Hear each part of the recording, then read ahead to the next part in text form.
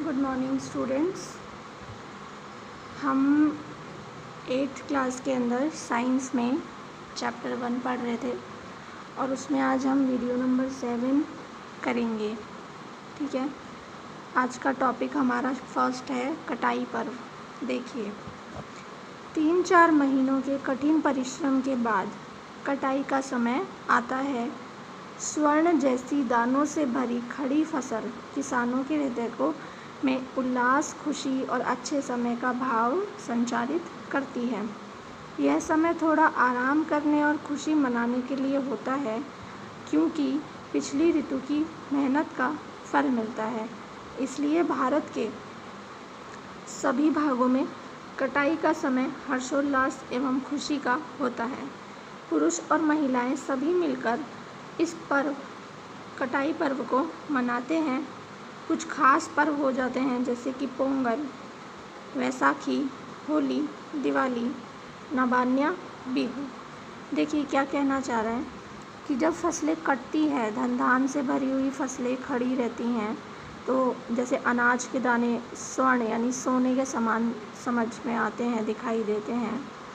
और ये जो खुशी होती है किसानों के लिए उस समय कि उनकी फसलें अच्छी हुई हैं, उसके लिए हमारे देश में अलग अलग स्थानों पर अलग अलग तरीके से उनसे जुड़े हुए जो है पर्व मनाए जाते हैं, तो उन्हें हम कटाई पर्व कहते हैं। इनमें जो फसल का पहला धान होता है उसके द्वारा खीर या कुछ भी मीठा बनाया जाता है और खाया जाता है।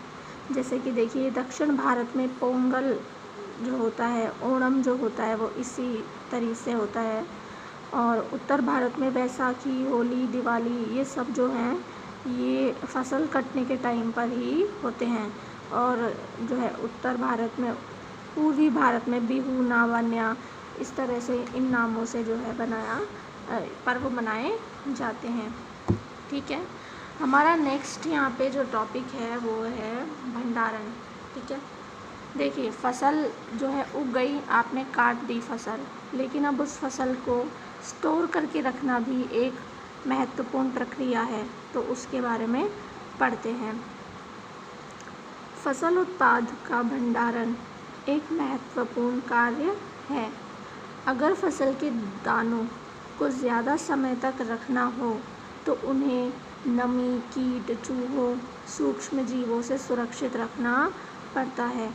ताज़ी फसल में नमी की मात्रा भी अधिक होती है, तो इसलिए अगर ताज़ी कटी गई फसल के दानों को सुखाए बिना भंडारित किया गया तो वे खराब जल्दी होते हैं या जीवों द्वारा आक्रमण से उनकी अंकुरण क्षमता नष्ट होने की संभावना अधिक होती है। कहने का क्या मतलब है, देखिए, आपने फसल जो है बहुत सारी बना ली, लेकिन अब फसल एक ही दिन में तो सारी बिकेगी नहीं, तो उसकी स्टोरेज के लिए, ठीक है, उनके स्टोरेज के रखने के लिए, उनके फसलों को सुरक्षित रखने के लिए, ताकि उनमें कीड़े, चूहे, इस तरह के चीज़ ना लगे, उनका भंडारण किया जाना बहुत ज़रूरी है। और जिस समय फसल कटती है वो ताज़ी फसल होती है, और ताज़ी फसल में नमी की मात्रा बहुत अधिक होती है।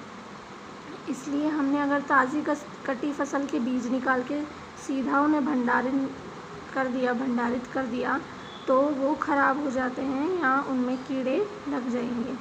लेकिन हमें क्या करना होता है, फसल के दाने लेकर हमें पहले सुखाते हैं और सुखाने के बाद उनका भंडारण किया जाता है।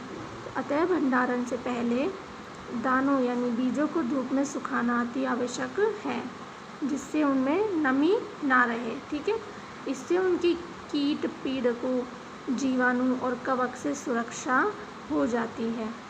किसान अपनी फसल उत्पादन का भंडारण जूट के बोरे में कर सकता है, धातु के बड़े बड़े पात्रों में कर सकता है। ठीक है, लेकिन ये छोटे पैमाने पर है।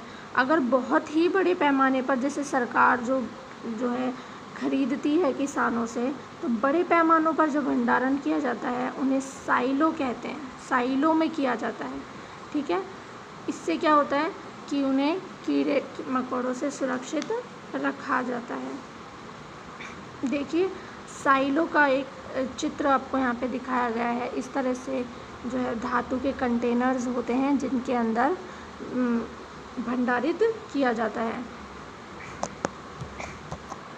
यहाँ पे देखिए, और जैसे अनाज चावल का भंडारण ऐसे इस तरह से बोरियों में रख करके छत के नीचे रखा जाता है ताकि ये बारिश वारिश में भीगे नहीं।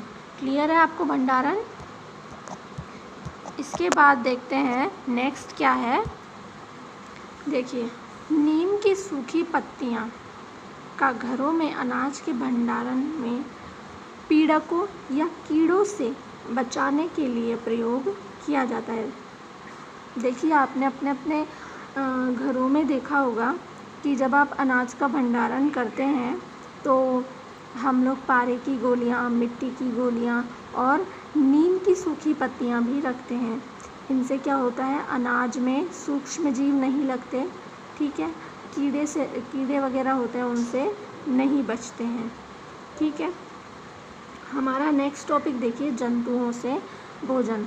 हमें जंतुओं से किस तरह का भोजन मिलता है, क्या भोजन मिलता है, उसके बारे में देखिए। जंतुओं से हमें बहुत सारा भोजन प्राप्त होता है। देखिए, मांस हमें जंतुओं से प्राप्त होता है, दूध हमें जंतुओं से प्राप्त होता है, शहद हमें जंतुओं से ही मिलता है, ठीक है। तो और अंडे हमें जो है इन्हीं से मिलते हैं, जंतुओं से। तो इस तरीके से हमें मिलते हैं। तो देखिए, अब आप यहाँ पे अगर सारणी पूरी करना चाहें तो दूध के बाद अंडे, मांस और शहद भी रख सकते हैं। देखिए, पौधों की तरह जंतु भी हमें विभिन्न प्रकार के खाद्य पदार्थ प्रदान करते हैं। जैसे समुद्र तट पर रहने वाले लोग जो है मछली खाते हैं, मछली का जो है उनके खाद्य रूप में जो है प्रयोग करते हैं। और हमने पहले वाली क्लासेस में भी ये पढ़ा है कि किस तरह से करते हैं। फसल उत्पादन के विभिन्न चरण हमने पढ़े, बीज का चयन करते हैं, बुआई करते हैं, ठीक है। घरों में या फार्म पर पालने वाले जो पालतू पशु होते हैं उनको भी भोजन चाहिए, आवास चाहिए और देखरेख चाहिए। जब इन्हें बड़े पैमाने पर किया जाए तो इसे ही क्या कहते हैं, पशु पालन कहते हैं। क्या कहते हैं, पशु पालन। क्लियर है आपको? तो यहाँ पे हमारा फर्स्ट चैप्टर की रीडिंग जितनी है वो ख़त्म होती है। नेक्स्ट वीडियो के अंदर हम इसके मेन टॉपिक्स और क्वेश्चन आंसर्स डिस्कस करेंगे और आप भी उन्हें लर्न भी करेंगे। तो अभी आप नोट्स बनाइए और CW कंप्लीट कीजिए।